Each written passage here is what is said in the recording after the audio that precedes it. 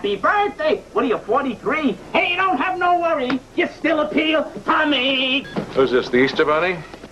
Not even close. Did I wake you? I don't know, did you? Imagine surviving MASH, coming home from war, and somehow ending up in another hospital where the ghosts still followed you. That was the strange promise of Trapper John, M.D. It looked like a medical drama, but underneath it was something messier. A sequel fighting its own past. And as actors left, changed, or disappeared, the real story became clear. The show was not just losing cast members, it was slowly losing its connection to the legend that created it. The spin-off that had to escape MASH. When people talk about MASH, they usually talk about the 4077th. The tents, the helicopters, the operating room, Hawkeye's jokes, Radar's innocence, Henry Blake's death, Trapper leaving without a goodbye. The way the show could make you laugh for 20 minutes and then hit you with one line that stayed with you for years. But Trapper John, M.D. was something stranger. It took one of MASH's original characters and asked a question most sitcoms never dared to ask seriously. What happens after the war? Not the funny version, not a reunion special version, not one quick joke about going home and becoming normal again. The show jumped nearly 3 decades forward and found Trapper John McIntyre in San Francisco, older, calmer, more established, and working as chief of surgery at San Francisco Memorial Hospital. That alone was a bold move, because the Trapper people remembered from MASH was not an establishment man. He was a rule bender, a prankster, a rebel in surgical gloves. The early MASH version, played by Wayne Rogers, was Hawkeye's partner in mischief. Together, they drank, chased women, mocked authority, and used comedy to keep the war from swallowing them whole. But Trapper John, M.D. showed a different man. This Trapper, played by Pernell Roberts, had become the very thing young Trapper probably would have mocked: a senior doctor with authority, responsibilities, hospital politics, and younger surgeons looking to him for guidance. That contrast became the show's real identity. It was not MASH Part 2. It was about what time does to the people who survive. And that is the first major twist.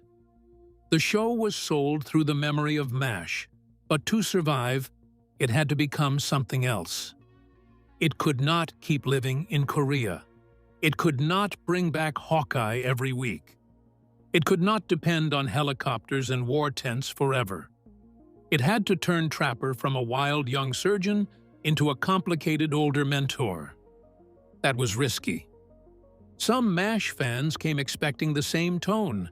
They wanted jokes, chaos, anti-war bite, and maybe even old friends. Instead, they got a hospital drama, serious cases, administrative problems, new doctors, modern medicine, a Trapper who had mellowed into wisdom rather than rebellion. That difference confused people then, and it still confuses people now. Was this really the same Trapper? Was it a spin-off of the MASH TV show? Was it based on the movie? Was it just using a familiar name to launch a normal medical drama? The answer is yes, no, and kind of. Legally, Trapper John, M.D. became tied more to the MASH film than the MASH television series. Creatively, though, it clearly fed off the public memory of the TV show. That strange split mattered because it meant the series was born with an identity problem. It needed MASH enough to attract an audience, but it could not be too much like MASH without becoming trapped by comparison. So from the beginning, every cast change carried extra weight. When someone left Trapper John, M.D., it did not feel like a normal medical drama shakeup. It felt like the show was deciding what kind of sequel it wanted to be. And the first absence was the most important one. Wayne Rogers, the Trapper who never came back. The strangest exit in Trapper John M.D. happened before the show really began. Wayne Rogers did not leave Trapper John M.D. in the middle of a season. He never joined it. And that decision changed everything. To MASH viewers, Rogers was Trapper John. He had played him through the first 3 seasons, forming half of the original Hawkeye and Trapper duo that gave the show its early wild energy. Trapper was loose, charming, mischievous, and sharp. He was not as morally tortured as Hawkeye would later become, but he carried the early show's rebellious rhythm. Then Rogers left MASH after season 3. By the time Trapper John M.D. arrived in 1979, the character had been gone from MASH for years. That created an opportunity. A spin-off could have brought Wayne Rogers back and finally answered the question fans had carried since his abrupt exit. What happened to Trapper after Korea? But Rogers reportedly turned the role down. That one decision forced the entire show to reinvent Trapper. Instead of Wayne Rogers, audiences got Pernell Roberts. And Roberts was not trying to do a Wayne Rogers impression. He was older, more severe, more controlled, and much less goofy. He brought weight. He brought authority. He made Trapper feel like a man who had carried his past quietly, rather than a man still living like his wartime self. For some viewers, that worked. For others, it created a disconnect. The name was familiar, but the energy was different. This Trapper was no longer Hawkeye's partner in crime. He was the grown-up in the room. He had become the mentor, the boss, and the moral center of a modern hospital. That is why Rogers' absence matters so much. His refusal did not just recast a role, it changed the soul of the show. If Rogers had returned, Trapper John M.D. might have been more openly connected to MASH. It might have leaned harder into nostalgia. It might have felt like a true continuation of the same man. But with Pernell Roberts, the show gained permission to be different. And maybe that was the point. Wayne Rogers had already left MASH partly because he felt Trapper had become too secondary to Hawkeye. Coming back years later to play the same character again could have trapped him in the very shadow he had once escaped. He had wanted more space, more opportunity, more control over his career. Returning as Trapper might have looked like a step forward to fans, but to Rogers, it may have felt like walking back into an old box. The irony is that the show then built its entire identity around the box he refused to re-enter. Pernell Roberts stepped in and carried the title for 7 seasons, but Rogers' ghost never fully left. Every viewer who remembered MASH had to reconcile the same question: how did Wayne Rogers' Trapper become Pernell Roberts' Trapper? The show never truly solved that. Instead, it moved around it. Pernell Roberts, the star who stayed but couldn't save the end. Pernell Roberts was not an obvious choice for Trapper John. That is what made him interesting. He was already famous from Bonanza, where he played Adam Cartwright. But Roberts had a complicated history with long-running television. He left Bonanza years earlier, frustrated with the limits of the role and the kind of storytelling the series offered him. He wanted deeper material. He wanted theater. He wanted more than a comfortable hit show could give. So there is something almost ironic about him returning to television in another long-running role. But Trapper John, M.D. gave him something Bonanza did not. It gave him a character with age built into the premise. Roberts was not playing a young rebel.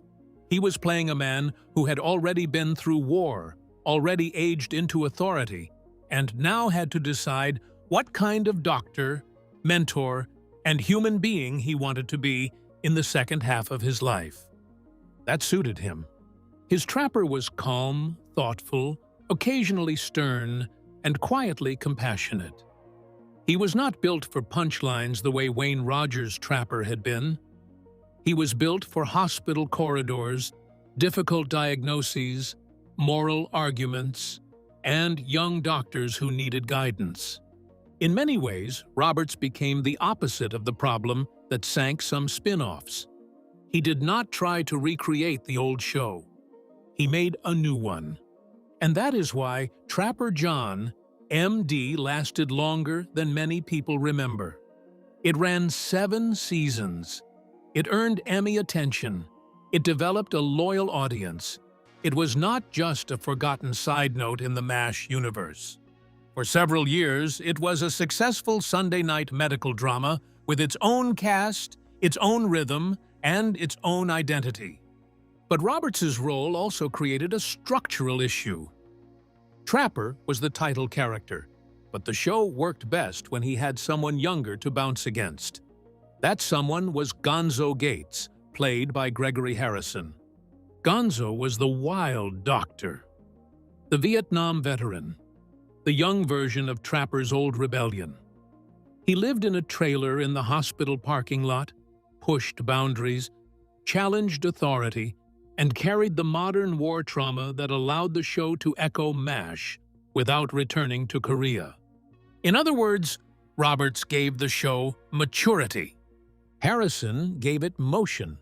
Together, they created the father-son, mentor-rebel dynamic that made the series work. Trapper could look at Gonzo and see who he used to be. Gonzo could look at Trapper and see who he might become. That relationship gave the show emotional logic. So Pernell Roberts did not leave the series. But eventually, the series lost the balance around him. That is the real tragedy of his time as Trapper. He stayed. He held the center. He gave the show dignity. But as the supporting cast shifted and Gregory Harrison eventually left, the show lost the younger energy that made Roberts's calm feel alive. A mentor without a meaningful student becomes less dramatic. A hospital without its central partnership becomes just another hospital. And by the final season, that problem became impossible to hide. Mary McCarty. The first real loss, one of the first major cast changes, was not about ego, contracts, or creative ambition. It was death. Mary McCarty played Clara Starch Willoughby, a nurse with a direct connection to Trapper's MASH past. That made her more important than she might seem at first glance.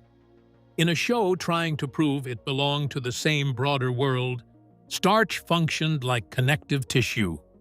She knew the old Trapper. She carried the memory of Korea into San Francisco Memorial. She reminded viewers that this was not simply a random chief surgeon who happened to have a famous nickname. This was a man with history. But Mary McCarty died during the hiatus between the first and second seasons. The show wrote Starch out by explaining that she had married and moved away. It was a gentle exit on screen, but behind it was a harsh reality. The actress was gone, and with her, one of the clearest bridges between Trapper John, M.D., and the MASH past disappeared. That mattered more than most viewers realized, because after Starch left, the show became less about Trapper's history and more about the hospital's present. That was not necessarily bad. In fact, it helped the series grow, but it also pushed the show farther from the thing that had drawn many viewers in the first place. Starch's replacement, Nurse Ernestine Shoup, played by Madge Sinclair, changed the show for the better in a different way. Shoup was not there to be a nostalgia link. She was there to bring authority, intelligence, dignity, and emotional steadiness. Madge Sinclair's presence elevated the hospital. She gave the show a strong adult energy that matched Roberts beautifully. She was not comic decoration. She was not only a nurse in the background. She became one of the series' most respected figures. And the recognition followed. Sinclair earned multiple Emmy nominations for the role. That tells you something important. The show lost one kind of connection when Mary McCarty died, but gained another kind of strength when Madge Sinclair joined. It stopped relying as much on MASH memory and started building a cast that could stand on its own. But that first loss still shaped the series. It was the first sign that Trapper John, MD, would not remain tied to its original setup forever. People would leave. Characters would change. The hospital would keep functioning. And the show would keep asking the same question in different ways. How much can you lose and still remain yourself? Christopher Norris. When the show outgrew its early formula, Christopher Norris played Gloria Ripples Brancusi, one of the recognizable early faces of Trapper John, MD. And her departure tells a different kind of story. Unlike Mary McCarty, her exit was not driven by death. Unlike Gregory Harrison, it did not become the major late-series rupture. It was quieter, more tied to the way television shows often evolve after several seasons. In the early version of Trapper John, MD, Gloria brought youth, glamour, charm, and a lighter energy to the hospital. Even her nickname, Ripples, tells you something about how she was originally framed. She came from a late 70s and early 80s television style where attractive young nurses were often written with a mix of personality, flirtation, and visual appeal. But as the show matured, that kind of role became harder to sustain. Medical dramas were changing. Audiences were changing. The series itself was trying to balance serious hospital stories with humor and character relationships. It had to deal with topics that were not light: illness, trauma, ethics, family crises, AIDS, PTSD, and the emotional cost of medicine. In that environment, some early character concepts naturally began to feel smaller than the show around them. That does not mean Christopher Norris did anything wrong. It does not mean there was a scandal. There is no strong public evidence of a dramatic behind-the-scenes conflict explaining her exit. The more grounded explanation is that the show was refreshing itself, shifting characters, and trying to keep the hospital ensemble from feeling frozen in its original form. By the final season, Gloria was replaced by Nurse Libby Kegler, played by Lorna Luft. That change says a lot. It was not only one actress leaving and another arriving. It was a tonal adjustment. The hospital was being restocked with new energy as the show tried to keep itself alive late in its run. But late changes are tricky. A new character can refresh a series, but they can also remind viewers that the old rhythm is gone. If fans have spent years getting comfortable with certain faces, a replacement can feel like the show is rearranging furniture in a house they already loved. That is what happened with many long-running shows. The first cast becomes part of the emotional geography. Viewers know where everyone stands. They know who brings humor, who brings authority, who brings youth, who brings conflict. When one person leaves, the whole room feels different. Gloria's departure did not destroy Trapper John, MD. But it was one more sign that the series was aging. And aging is dangerous for television. Because unlike people, shows are expected to stay familiar while also becoming new. Change too little, and viewers get bored. Change too much, and they feel betrayed. Trapper John, MD, was entering that difficult stage. And the biggest change was still ahead. Gregory Harrison, the exit that broke the engine. Gregory Harrison's departure was the one Trapper John, MD, could least afford. He played Dr. George Alonzo Gonzo Gates, and from the pilot onward, Gonzo was more than a sidekick. He was the show's heartbeat.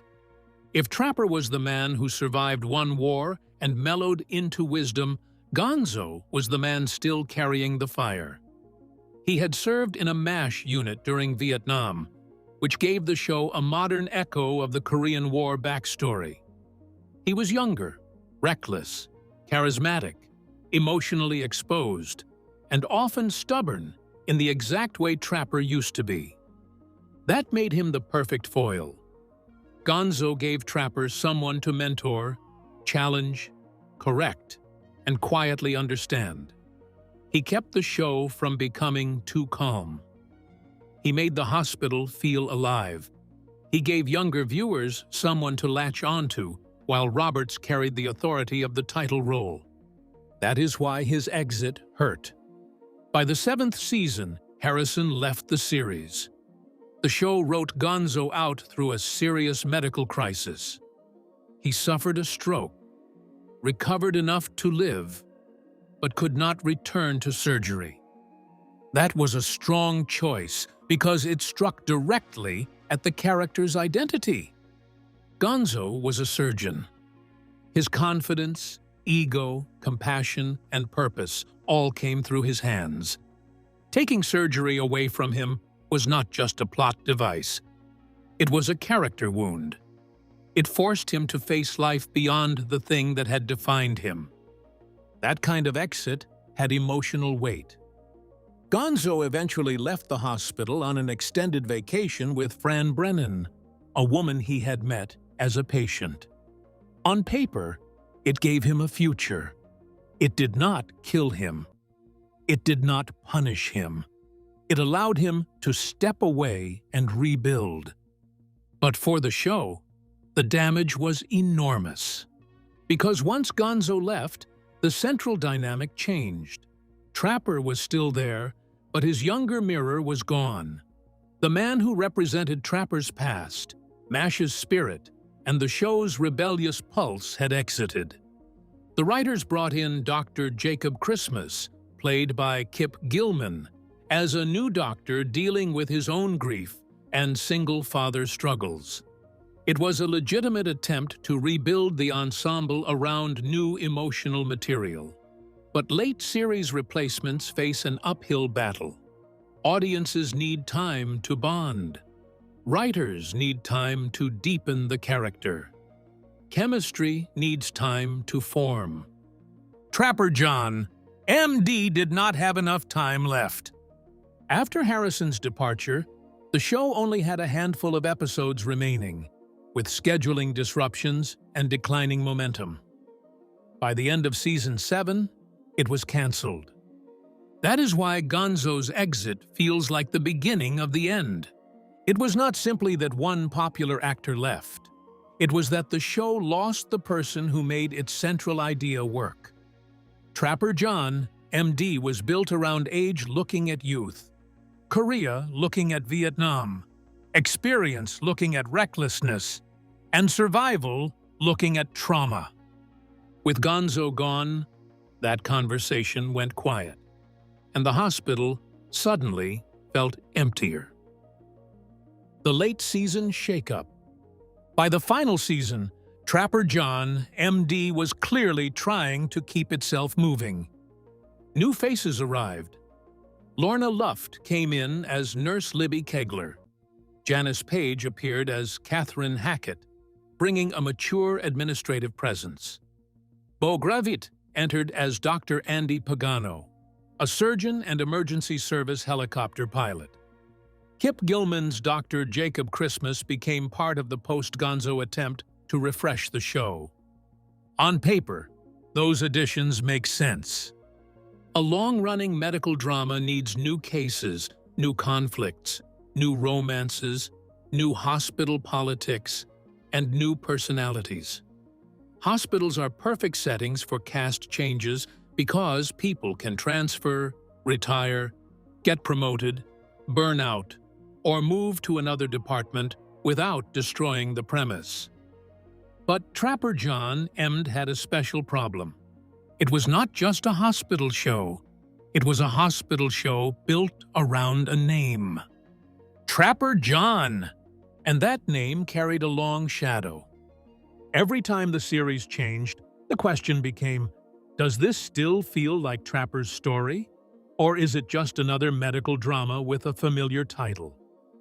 In earlier seasons, the show answered that through Gonzo, Shoop, Riverside, Jackpot, and the balance of personalities around Trapper. But by the final season, the changes came faster. Gloria was gone. Gonzo left. New characters arrived. The schedule became less stable. Ratings fell outside the top tier. That kind of instability creates a feedback loop. A show makes changes because it is losing momentum. The changes make the show feel less familiar. Some viewers drift away because it feels less familiar. The network sees weaker numbers and changes the schedule. The new schedule makes it harder for remaining viewers to find the show. More viewers drift away. By the time the final episodes air, the audience is no longer sure whether they are watching a new beginning or a slow goodbye. That is the danger of late cast changes. Sometimes they save a show. Sometimes they reveal the show was already slipping. For Trapper John, MD, the late season shakeup could not restore what had been lost. The hospital still had capable actors. Pernell Roberts still had authority. Madge Sinclair still had dignity. But the chemistry had changed, and the series did not have enough runway to rebuild. That is why the show ended not with one dramatic collapse, but with a gradual fading. No single exit killed it. The exits accumulated. The actors who stayed mattered just as much. Not every important Trapper, John M.D. story is about leaving. Some of the most important actors stayed. Madge Sinclair stayed through the series and became one of its strongest presences. Her nurse Shoop was not simply a replacement for Starch.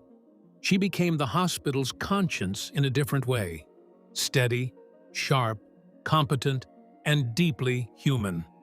Charles Siebert stayed as Dr. Stanley Riverside II, giving the show a reliable source of bureaucratic friction and comic tension. Riverside could be pompous, insecure, and irritating, but he gave the hospital texture. Every medical drama needs more than heroes.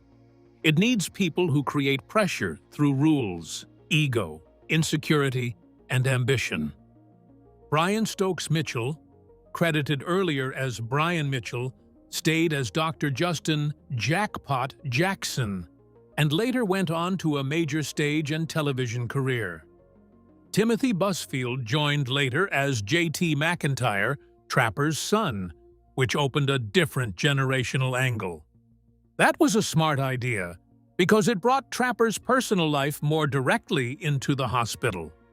These characters mattered because they proved the show had become more than a borrowed MASH name. That is easy to forget. People sometimes reduce Trapper John, MD, to trivia. The successful MASH spin-off nobody talks about.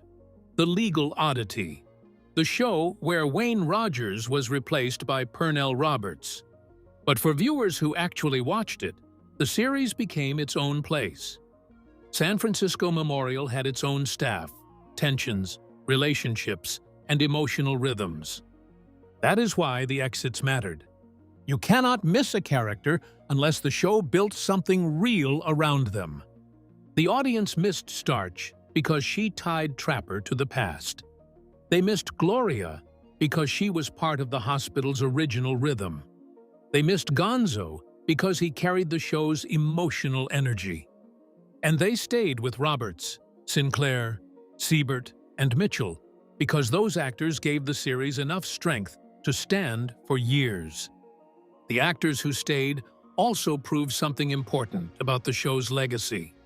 Trapper John, MD, was not a failure. It ran 7 seasons. It earned Emmy nominations. It lasted longer than After MASH and Waltier. It gave the MASH franchise its only truly durable post-war television branch, even if that branch grew in a very different direction. The tragedy is not that it failed immediately.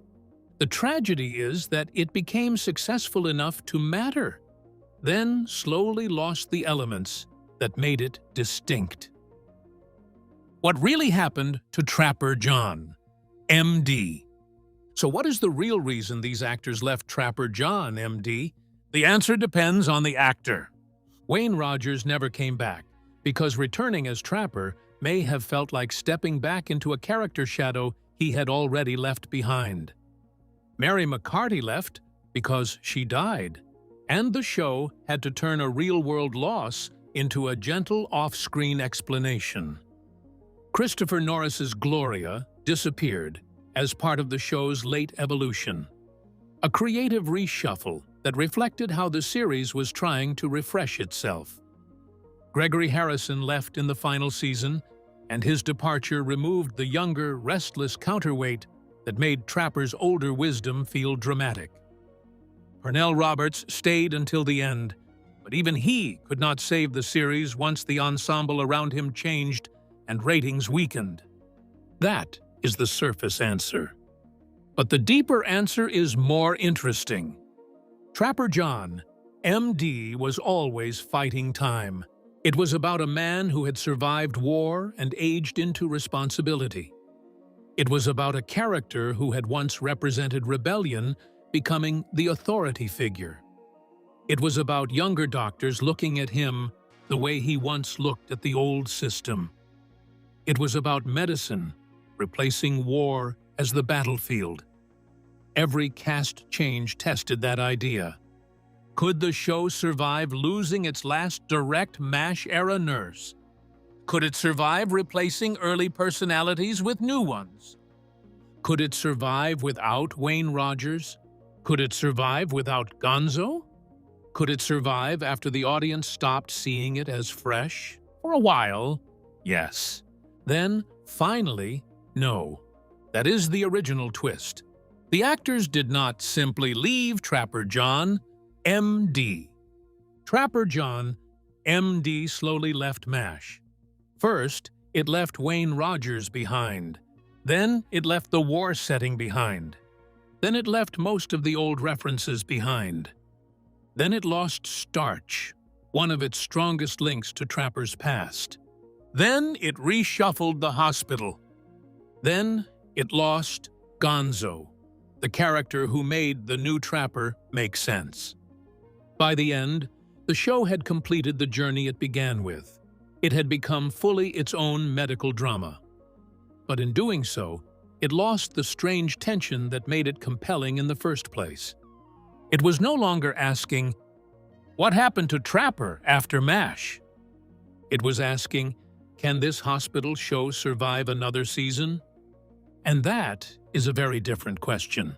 Today, Trapper John, M.D. occupies a strange place in television history. It was successful, but not deeply remembered. It came from one of the most famous TV universes ever, but it feels disconnected from the show that made its main character famous. It ran longer than many shows that are talked about more often, but it rarely gets the same nostalgic attention.